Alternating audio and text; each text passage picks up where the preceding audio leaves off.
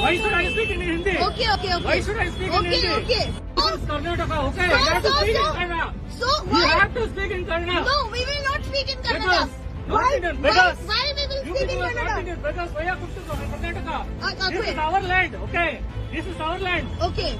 This is our land, not Okay. your land. Okay. You have to speak in Kannada. Okay. Why should I speak in Hindi? Okay. Hello friends, I'm Ved. Kannada versus non-Kannada issue is heating up in Bengaluru.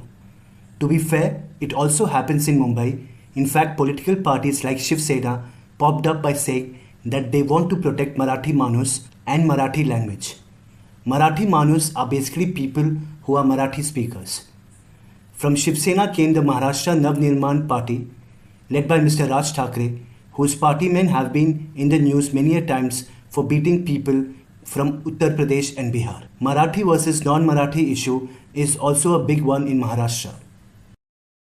To the call by MNS Chief Raj Thackeray to agitate across the state against the imposition of Hindi and its inclusion, and rather its compulsion to students from class 1, we can see that the MNS workers have started following the instructions given by MNS Chief. We are present in Sakinaka at the moment, and just a while back the local leader here has been detained. Mahendra Bhanushali, who was protesting against the imposition of Hindi, has been detained here by the Sakinaka police. What happened here is that a group of MNS workers came together.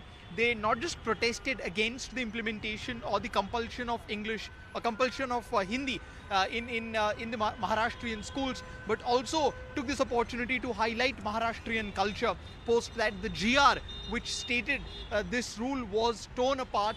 That resulted in the detention of the local leader of MNS by the. Regarding Bengaluru, it is not that non-Kannadigas were not living in Bengaluru before the IT boom in the city, which started during the 90s. But the IT revolution is bringing too many people from all over the country. And I think the local Kannadigas who are not used to hearing so much of Hindi are feeling frustrated. Because even if they can understand Hindi, it is highly difficult for them to speak as good Hindi as people from northern India. It is like making French people know British English sitting in France. So I believe it is where the resentment have started.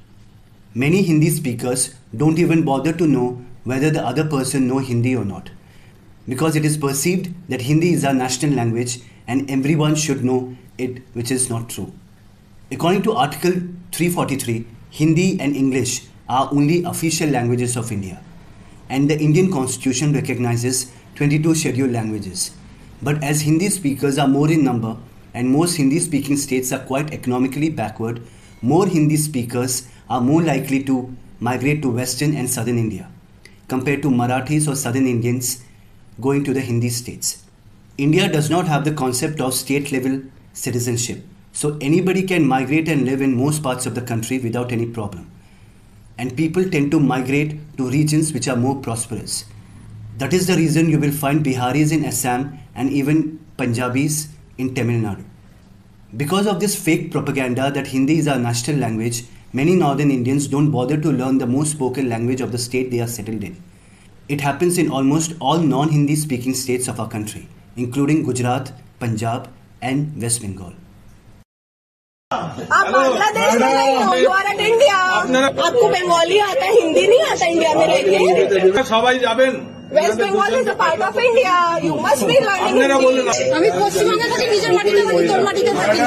উনি আমার অপমান করছেন, আমার মাটিতে বসে আমাকে অন্য বলে that's not years, the metro is not years, West Bengal is not years, West Bengal আমার, মেট্রো আমার রাজ্যে আমার ট্যাক্সের টাকায় তৈরি, তোমার রাজ্যে নয়, তোমার ট্যাক্সের টাকায় নয়। इंडिया में रहते हो ना, हिंदी नहीं आता, इंडियन हो ना, हिंदी नहीं आता। আপনি আমার বাংলাদেশিও বলেছেন, আরে তো आप इंडिया में हो ना, আমি পশ্চিমবঙ্গের বাসিন্দা। अरे वेस्ट बंगाल कहाँ इंडिया में है? इंडिया का क्या लैंग्वेज है? हिंदी। পশ্চিমবঙ্গ ভারতবর্ষের সাথে যুক্ত সংবিধানের নিয়ম অনুযায়ী ভাষাভিত্তিক রাজ্য। इंडिया में रहकर हिंदी नहीं आता? না আসে না, আমি বাংলায় থাকি, বাংলায় বঙ্গাল, उनको बुलाओ ना, इनको इंडिया में रहकर हिंदी नहीं आता। आने दो, I'll file a case place that invites you. You go in jail. আমি আমার নিজের মাটিতে আছি এবং আমি আমার ভাষা इंडिया में रह के हिंदी नहीं आता ना से ना इंडिया में रह के इनको हिंदी नहीं आता and West Bengal is a part of India. So, how to solve these problems related to language, which, as I have proven, are not restricted to Bengaluru? For that, we have to answer these following 5 questions. Question number 1. In what language should central government communicate with its citizens and states? Question number 2. What should be the language of the armed forces? Because if at all we need a link language, it is in the armed forces. We cannot expect our soldiers to speak so many languages while fighting the enemy or terrorist. Third, economic issues. This is the most complicated one. Fourth, what language should citizens talk with each other? Fifth, English education. Coming back to the first question, in what language should central government communicate with its citizens and states? The thing is, many of our freedom fighters wanted Hindi to be the national language of India.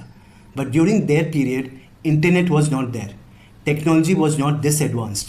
But today, if Government of India wants, it can easily communicate in all the 22 scheduled languages of India. The technology is there. Skilled people are there. Only thing which is lacking is the will of the government to do it. To be fair, the government already does it in few areas. For example, My Aadhaar card is in Telugu and English. The Prime Minister of India website is in many languages. Sahitya Academy Awards, which is the Indian version of Booker Prize, gives awards in 24 Indian languages, including English and Rajasthani. Rajasthani is not even considered as a language by our constitution. It is just a dialect of Hindi. So if in these areas, Government of India can communicate in so many languages, why can't it do it in other areas? For example, even our Home Ministry website, Finance Ministry website can be in all the 22 scheduled languages of our country. Even passport and PAN cards, which are issued by the central government, can be in our chosen scheduled language. A tiny country like Switzerland prints its 4 official languages on its passport: German, Romansh, Italian and French. And for international purpose, English. If they can do it, why can't we?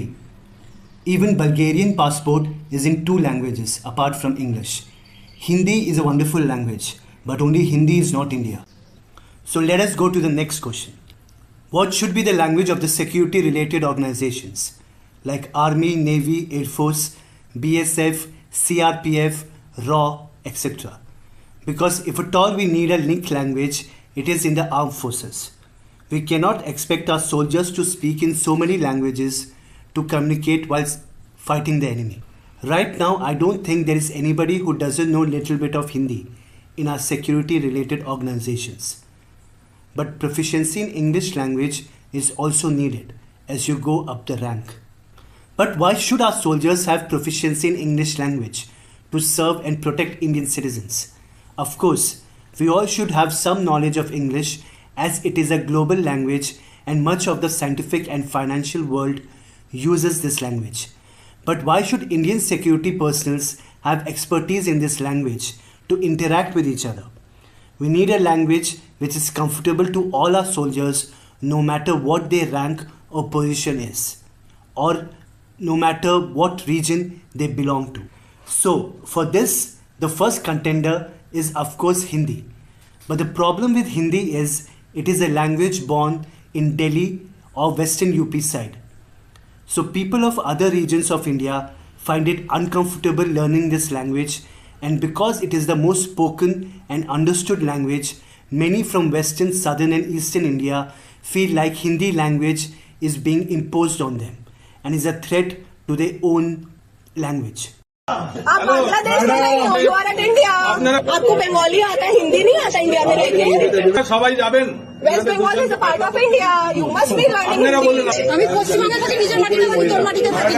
তুমি আমার অপমান করছো, আমি আমার মাটিতে বসে আমাকে অন্য বলছো। That's not yours. The metro is not yours. West Bengal is not yours. West Bengal আমার, metro আমার রাজ্যে আমার ট্যাক্সে বাংলায় তৈরি তোমার রাজ্যে নয় তোমার ট্যাক্সের টাকায় নয় इंडिया में रहते हो ना हिंदी नहीं आता इंडियन हो ना हिंदी नहीं आता তুমি বাইরে গিয়ে সলিউশন করে আপনি আমার বাংলাদেশিও বলেছেন আরে তো आप इंडिया में हो ना আমি পশ্চিমবঙ্গের বাসিন্দা अरे वेस्ट बंगाल कहाँ इंडिया में है इंडिया का क्या लैंग्वेज है हिंदी পশ্চিমবঙ্গ ভারতবর্ষের সাথে যুক্ত সংবিধানের নিয়ম অনুযায়ী ভাষাভিত্তিক রাজ্য इंडिया में रह के हिंदी नहीं आता না আসে না আমি বাংলা থাকি বাংলা नहीं बोलता उनको बुलाओ ना इनको इंडिया में रह के हिंदी नहीं आता आने दो I file a case against I you you go in jail আমি আমার নিজের মাটিতে আছি এবং আমি আমার ভাষা इंडिया में रह के हिंदी नहीं आता না আসে না কেউ আছে আমাদের इंडिया में रह के इनको हिंदी नहीं आता and West Bengal is a part of India.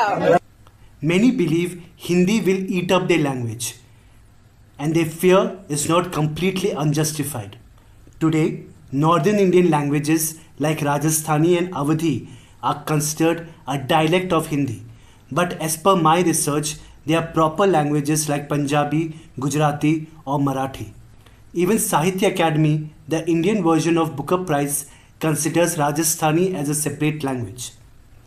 The second contender is Sanskrit, which is a great language, and there is no doubt about it. And there is no doubt about the influence it has on many Indian languages, including Dravidian ones.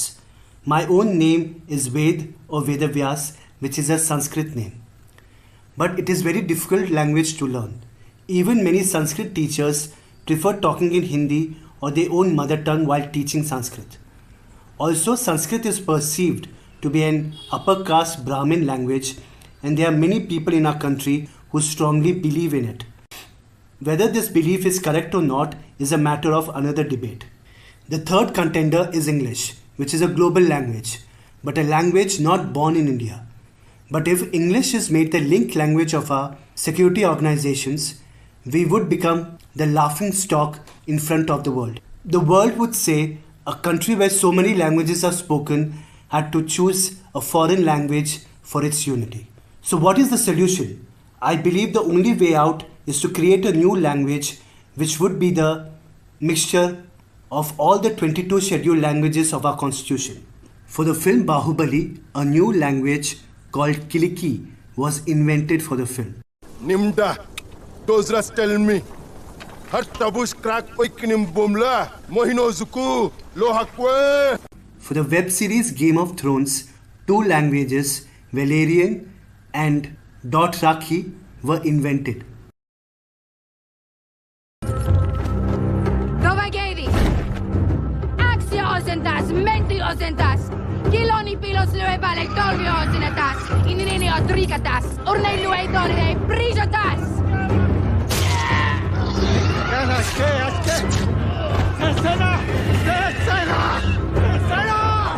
Dracaris.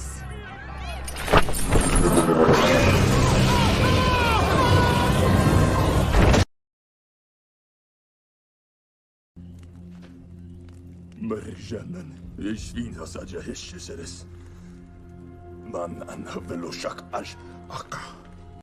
For the Hollywood film series Star Trek, a language called Klingon was invented.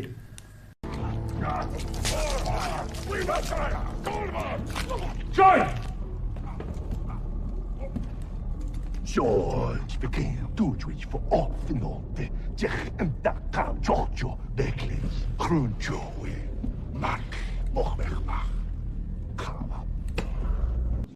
For the film Avatar, Na'vi language was made.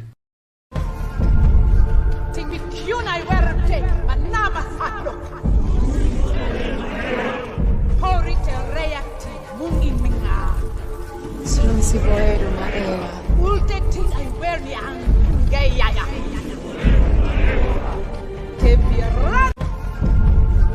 Then why can't we invent a language for the security and unity of our country?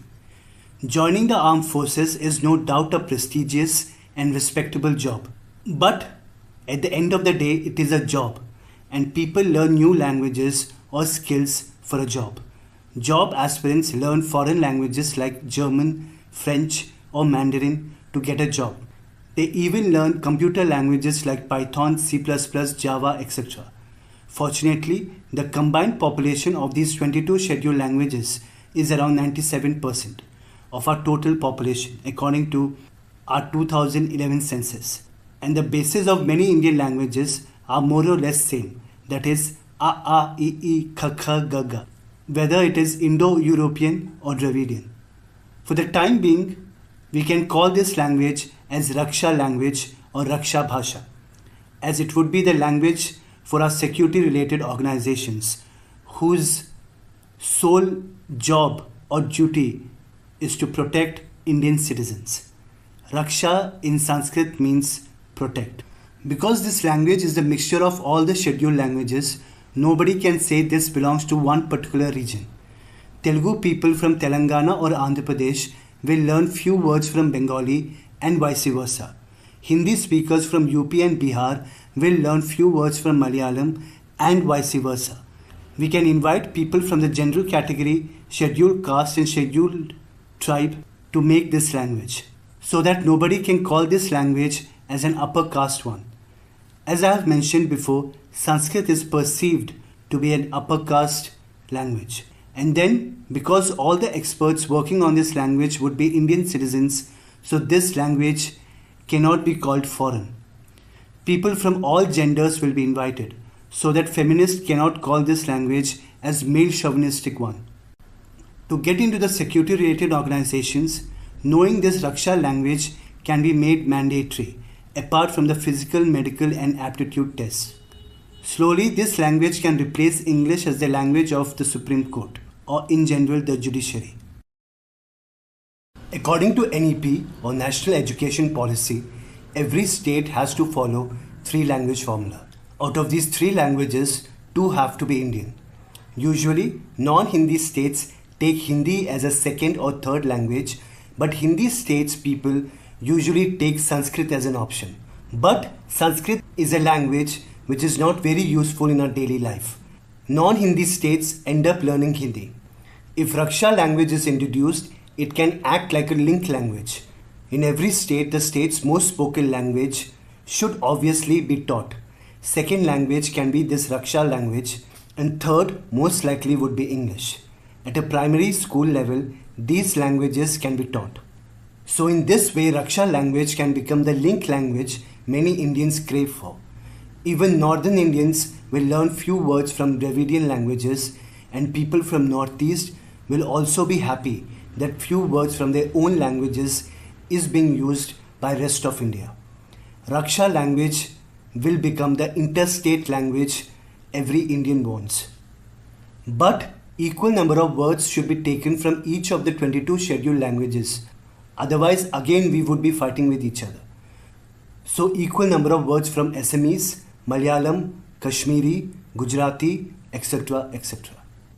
As it would have few words from all the 22 languages, most Indians will wholeheartedly learn it. And this will become the interstate language of India. Many of you may find this idea as idiotic. Many may think it is a very difficult idea to implement.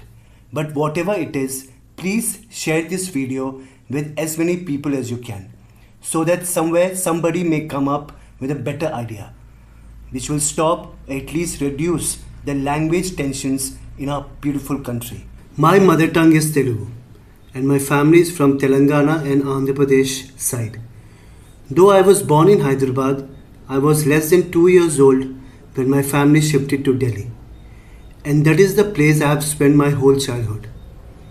Because of which my Hindi speaking skills are pretty good. मैं काफ़ी अच्छी खासी हिंदी में बातचीत कर सकता हूँ. But when I came to Hyderabad, I noticed many North Indians or Indians from Northern India who are settled here and have lived their whole lives in this city don't bother to learn one sentence in Telugu, and they always expect us to know Hindi. When many North Indians have to do politics around Hinduism or Hindutva, they need Telugu people from both Telangana and Andhra Pradesh, because most of us are Hindus.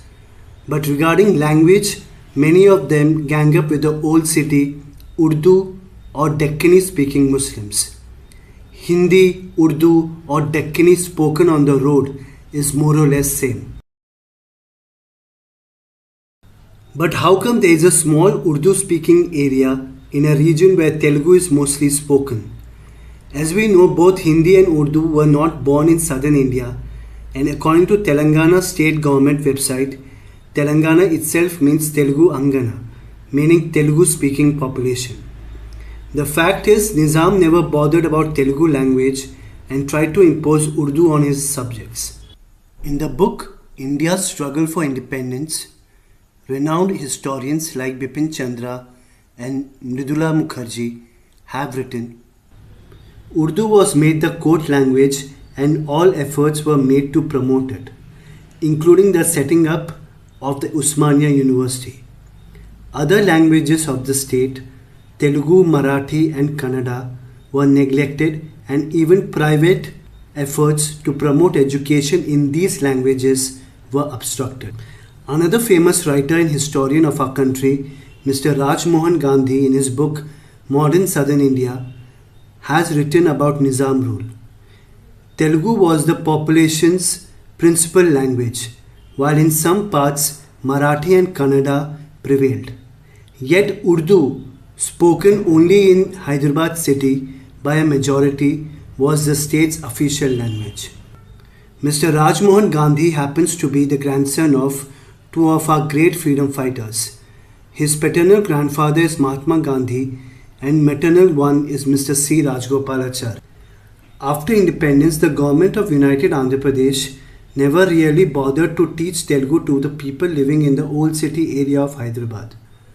It is only now, after the formation of Telangana, Telugu has become a compulsory subject, and this problem of not knowing Telugu is more or less in Hyderabad only. Muslims outside Hyderabad, in west of Telangana and Andhra Pradesh, know better Telugu than I do. But the economic development of Telangana is bringing in too many migrants. The recent agitation, Marwadi go back in Hyderabad or Kannada versus non-Kannada in Bengaluru and Marathi versus non-Marathi in Mumbai, is happening because of economic disparity between different regions of India. It is a known fact that southern and western India is doing much better in terms of economic and human development compared to northern Indian states, especially the Hindi belt. But that does not mean poverty is completely absent in these states, and that does not mean that all the people in southern and western India have jobs, and even if they have, it is not guaranteed that they are happy in their current jobs. In addition to this, there is a competition from migrants from other Indian states. I think these agitations or frustrations are similar to what is happening in US, UK, Australia and many European countries, or in general the Western world, where there is a strong anti-immigration sentiment. Many white people believe Indians or in general South Asians are taking away their jobs and also changing their demography and culture. Similar sentiments are shared by Southern Indians and even Marathis and Bengalis, that these Northern Indians, especially from UP and Bihar, come to our states and they don't even bother to learn our language and expect us to know Hindi. Even if we know Hindi, we cannot be as fluent in this language as they are. It is like expecting French people to know British English sitting in France. And then even our Hindi accent is made fun of in Hindi films and television serials. One thing which many Northern Indians don't understand is that what benefit we Southern Indians have in learning Hindi. Because, for example, there are 10 crores or 100 million Telugu people in India. Most of us live in Telangana and Andhra Pradesh. 10 crores is not a small number. There are 195 countries in the world and around 175 have population below 10 crores. ज़्यादा हिंदी सीख के करेंगे क्या हम लोग? What will we do by learning good Hindi? According to the Indian Constitution, any Indian can live wherever they want. But today, too much of internal migration is creating lot of resentment among locals of a state. Even in Haryana, a northern Indian state, few years back the local assembly passed a bill demanding 75% of private jobs for local Haryanvis. The matter is still in the courts. If this problem is not tackled, it may flare up and damage the unity of our country, of our union, of our republic. So what are the solutions? Solution number 1. Let us have state-level citizenship and control the unwanted migration in our home states. If USA can have state-level citizenship, why can't we? If Switzerland can have it, why can't we? Even they are democracies and even they also love their respective countries. For thousands of years, the subcontinent has been the land of many kingdoms. Even ancient Indians used to call this land as Bharatakhande, which means continent of Bharat. You cannot run a continent or a subcontinent-sized country with too much of centralization. Solution number 2. The obsession of many state governments in India to make the capital city of the state the financial capital also is, I believe, the root cause of many of our urban-related problems. Rather than focusing only on one city, the state government should provide holistic development for the whole state. This will also distribute the migrant population and they will also find it easier to pick up the local language. Even today, migrants pick up the local language very easily in smaller cities or towns because they have no other choice. This language issue mainly happens in big cities. So we have to make sure our cities don't have a population more than 20 or 30 lakhs. Why can't Telangana government develop Warangal and Karimnagar also? Why always Hyderabad, Hyderabad? Andhra Pradesh government is also too obsessed with Amravati. What about the existing cities of Andhra Pradesh? Why can't they also be developed? Solution number 3. At least give 50% of the private jobs to the local state population. Entrepreneurship should be encouraged, but most people around the world are job seekers and it will stay like that. So the government should focus on creating more jobs opportunities. India should become a better version of European Union. India cannot and should not be like Germany or France or Japan, where more or less one language is spoken. India is a different country. In fact, we need to coin a new word for the country, which could be contination, a continent which has become a nation. We need to come up with new ideas to make a country like ours a successful one. Just blindly following Western ideas will not help.